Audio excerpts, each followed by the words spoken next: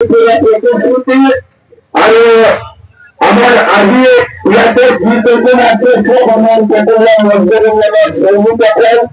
ইয়াতে যিসকল আছে আৰু লগতে আমাৰ প্ৰেচিডেণ্ট সাহেব আছে তেওঁলোকৰ লগতে আছে আজি আপোনালোকৰ সন্মুখত বিশ্বহিতা প্ৰকাশ হিচাপে বক্তব্য ৰাখিব আপোনালোকে ধৈৰ্য সহকাৰে শুনিব আৰু এটা কথা মনত ৰাখিব সৰকাৰ যিমানে কঠিন হোক শ্ৰমিকেৰ ইউনিটি যদি ঠিক থাকে তাহলে এনেকুৱা সৰকাৰ পৃথিবীৰ কত নাই যত শ্ৰমিকক ভাঙিব পাৰে শ্ৰমিকেৰ বেতন ইউনি কাটিব নোৱাৰে দৰকাৰি কাম এই ইউনিটিটো ঠিক ৰাখিব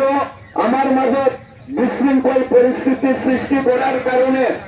এই কোম্পানীয়ে মই ইয়াতে বহি বহি প্ৰত্যক্ষ কৰিছো তেখেতসকলে ষড়যন্ত্ৰ ৰচি আছে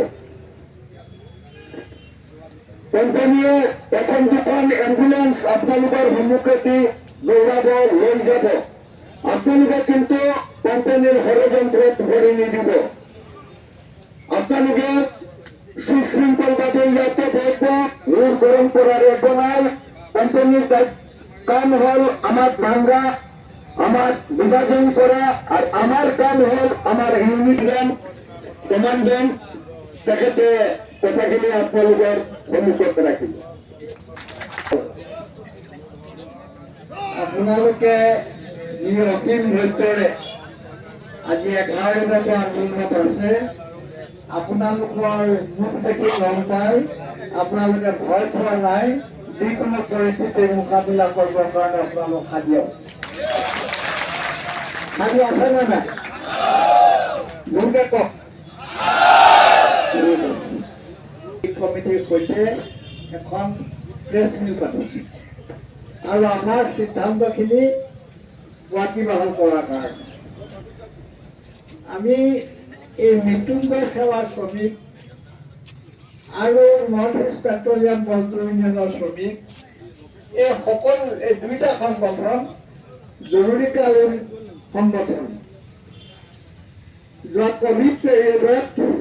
এই দুইটা সংগঠনে যেতিয়া বাকীবিলাকে ঘৰত তবলা বজাই আছে থাল বাতি কোবাই কোভিড খেলিব খুজিছে সেইখিনি সময়ত স্বাস্থ্য বিভাগৰ ঠাইৰ পৰা আৰম্ভ কৰি